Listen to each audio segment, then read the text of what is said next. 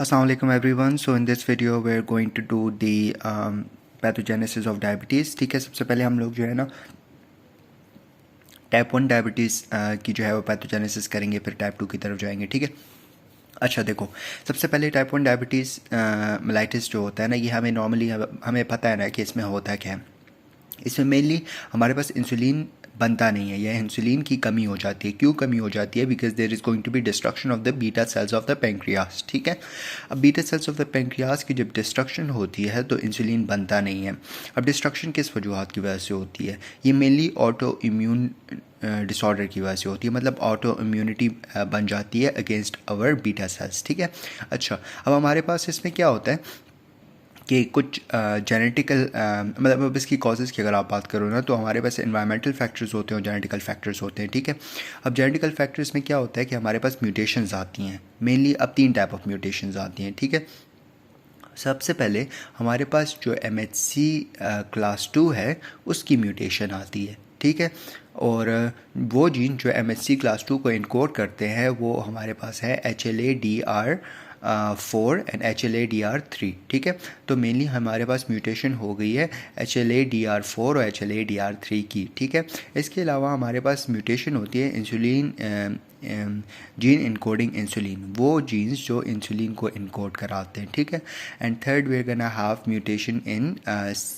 CTLA4 and PTPN22. ठीक है, CTLA4 and PTPN22.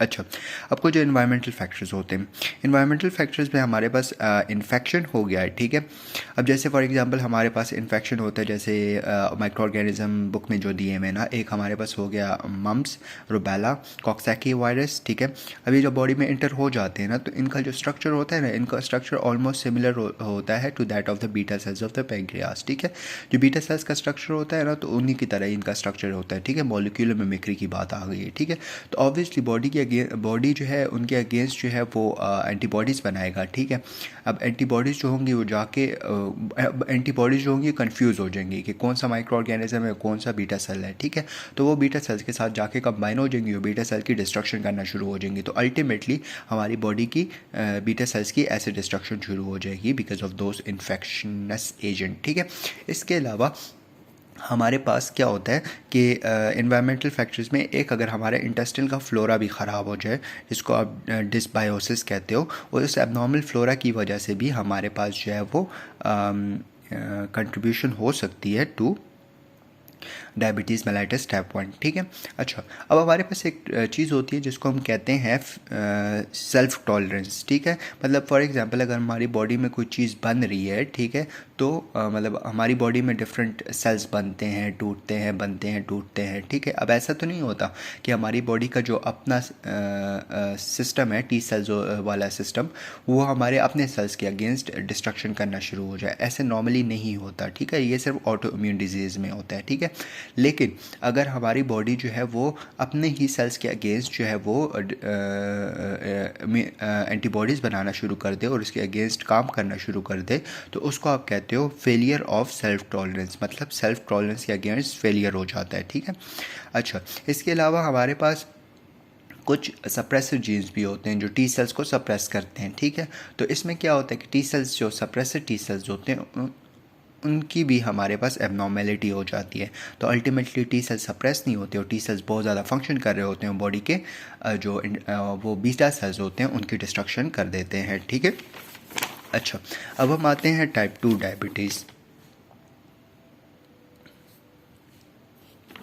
अच्छा, अब टाइप 2 डायबिटीज़ जो होता है ना, मैंने ऑलरेडी बता दिया था टाइप 1 जो होता है वो बच्चों में होता है, और टाइप 2 जो वो इतना कॉमन भी नहीं होता, और जो टाइप 2 होता है ना ये हमारे पास बड़ों में होता है. ठीक है, और ये ज़रा कॉमन वन है. ठीक है, नॉर्मली अगर हमारे जो माशरे में देखा जाए ना, तो ये टाइप 2 जो होता है वो ज़्यादा कॉमन होता है. ठीक है, अच्छा फिर इसके बाद हमारे पास इसमें 2 डिफेक्ट्स होते हैं, या तो हमारे पास इंसुलिन रेजिस्टेंस बन जाती है, और या तो हमारे पास इंसुलिन की लेवल जो होता है वो डिलेड फेज़ में कम हो जाता है. मैं बता दूंगा कि कैसे कम हो जाता है, लेकिन फ़िलहाल आपको फ़िलहाल आपको यही याद होना चाहिए कि इंसुलिन रेजिस्टेंस बन जाती है, ठीक है।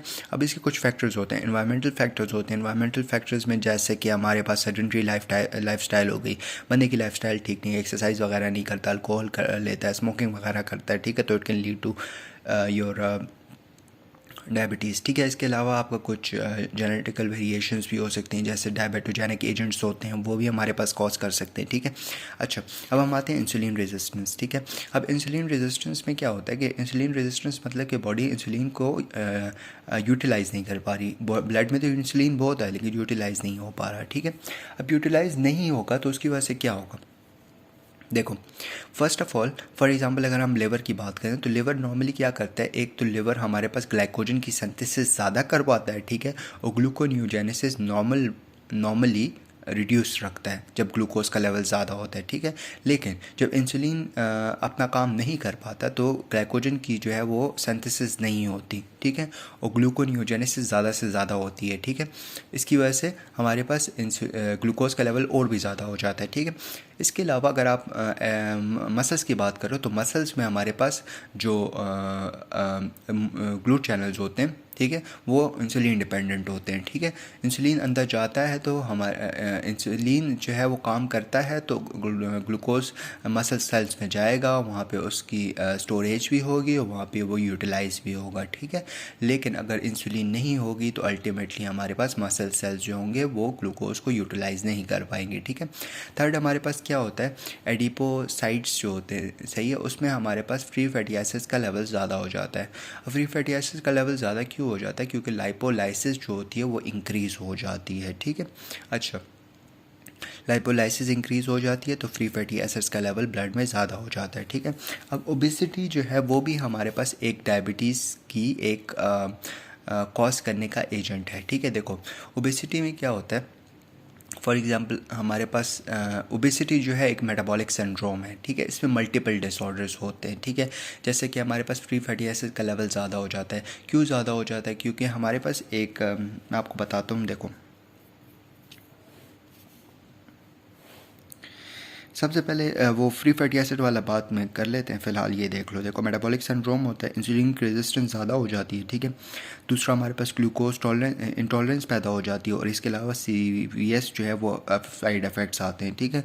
तो एक इंसुलिन रेजिस्टेंस हो गई, ग्लूकोज टॉलरेंस हो गई और CVS साइड इफ़ेक्ट्स में हो गए हाइपरटेंशन, लिपिड प्रोफाइल डिसफंक्शन, ठीक है। लिपिड जो प्रोफाइल है ना, कार्डिक लिपिड प्रोफाइल डिस्टर्बेंस हो सकती है, ठीक है।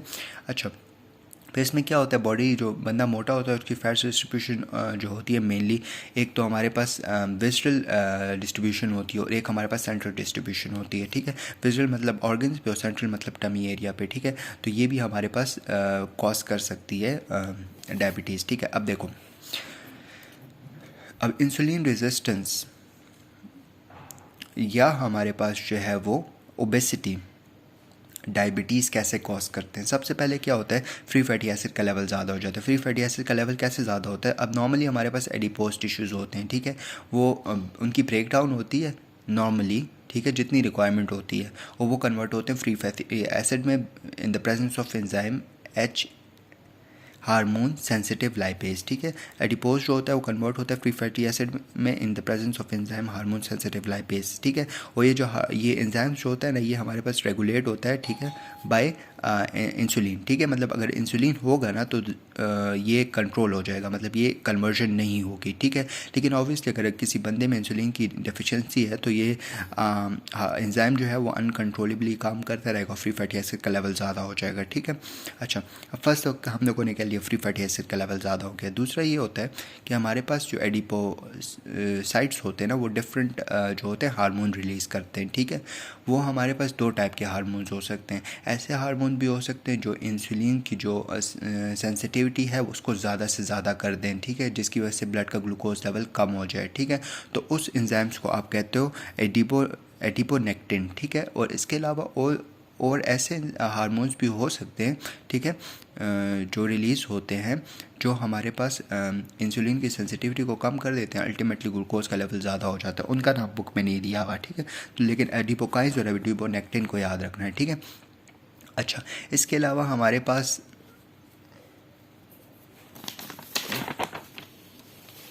इन्फ्लेमेशन है।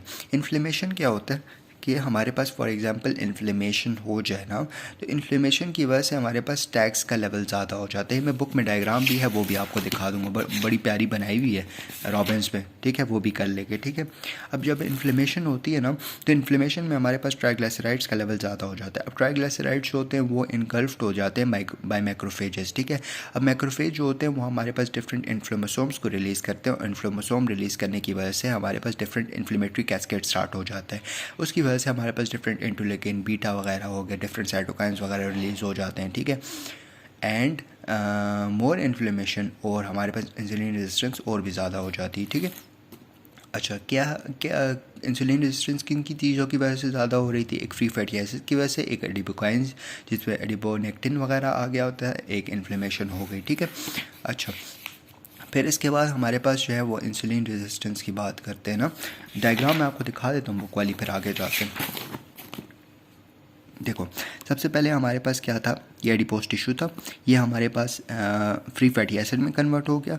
अब फ्री फैटी एसिड जो होता है, या तो हमारे पास वो मैक्रोफेजेस को इनगल्फ करते हैं, इनगल्फ करने के बाद इंटरलेकिन बीटा और इन्फ्लेमेसोम्स वगैरह रिलीज़ होते हैं, एंड अल्टीमेटली इंसुलिन रेजिस्टेंस पैदा होती है। एक एडिपोकाइन वाला सिस्टम था जिसमें एडिपोनेक्टिन रिलीज़ होता है, इंसुलिन रेजिस्टेंस पैदा होती है।